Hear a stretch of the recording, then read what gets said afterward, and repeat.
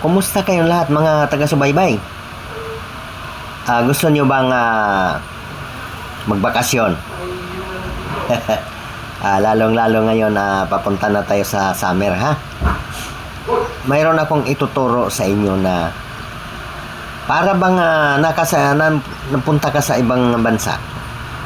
Ito mga kaibigan, ito po tangkilikin po natin ang ating sariling atin.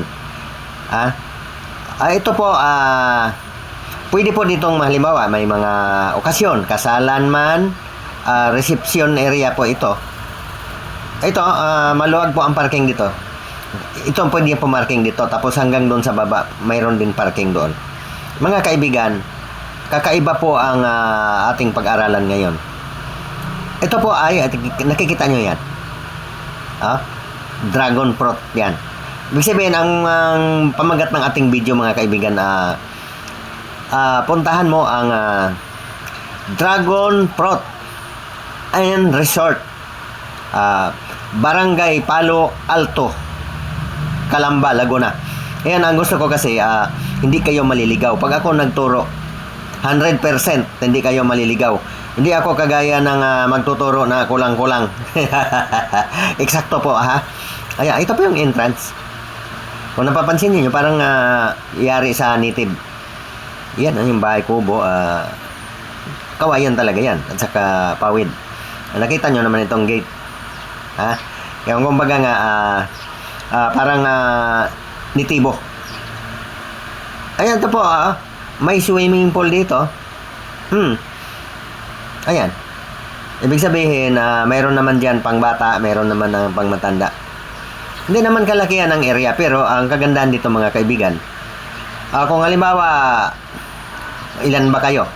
Kung ilan kayo, kami nagpunta rito, konti lang naman, pero alam ba ninyo, para kaming nagpunta sa tigi-tigisang bahay. Napakaluwag po nito parang rich house eh. Sa tingin ko parang rich house siya. Hindi yung kasi overnight kasi mga kaibigan, obligado po tayong kumuha ng parang cottage. Ang kinuha namin ay siyempre dalawa ang dito. Dalawa ang parang pinaka-cottage. Pero bahay siya. Di basa-basa. Di basa-basa cottage, ha. Ayan, may shower. Pag galing kayo naliligo, may kompleto, may CR. At tingnan niyo ang ating area. Napakalaki. Kung halimbawa kasi, kung ilan kayo, kung sa tingin ko, kung mga 30 kayo kaya Kasi dalawang po ito mga kaibigan. Ito isang reception, mayroon yan video key room, malawak.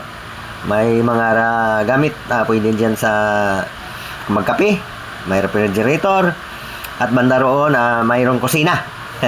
Ibig sabihin, kusina, kompleto yan. Ups, tanawan natin sa likod. Maganda talaga. Style native. Oo. Kasi farm nga kaya Dragon fruit farm. Ibig sabihin, farm ito ng dragon fruit. Kaya itong pagpunta kasi namin, ito February ang ating video mga kaibigan, February 28, 2025. Hindi po tagbunga ngayon ng dragon fruit. Mamaya sasabihin ko sa inyo kung ano ang buwan na tagbunga para po sulit po.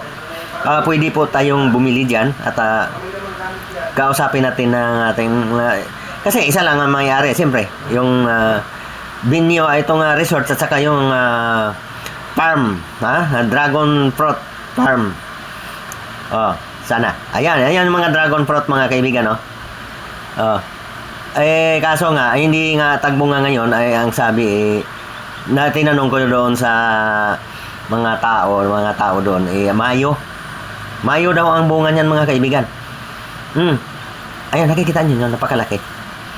Dalawang konkretong mga kaibigan. Yung parang kubo na yun, sa gate lang yun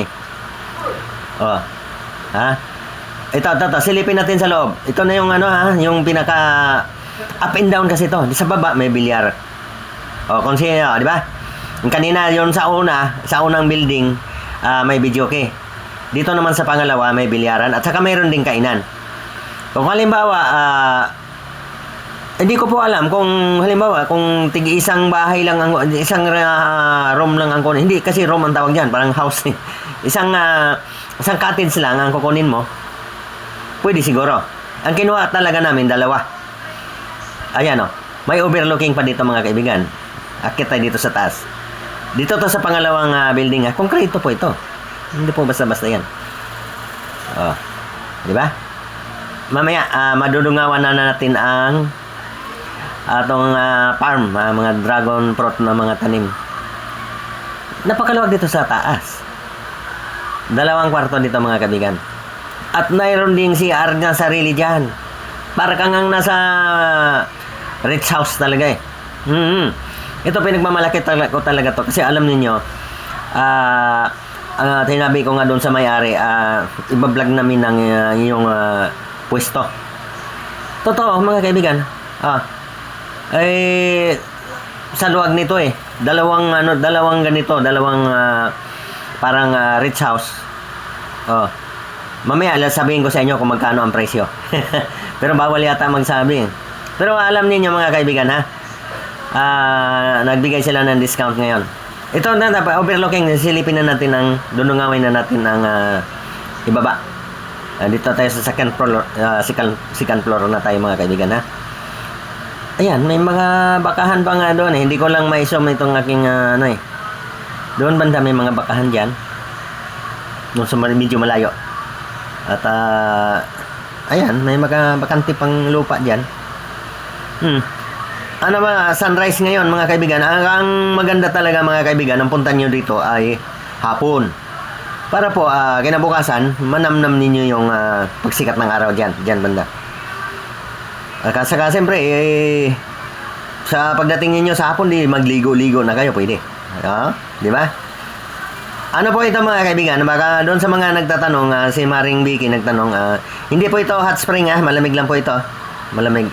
Pero ang kagandahan dito, pag tagbunga ng dragon fruit, pwede ka nang, naku, makapakita mo lang yung bunga ng dragon fruit, siguro mawala na ang pagod mo. Saka pwedeng bumili. Tinanong ko yung may-ari, pwedeng bumili. Siyempre, negosyo yan Di ba? O sana may makuha kayong aral mga kaibigan. Alam niyo aking channel ay, ayun, tingnan nyo.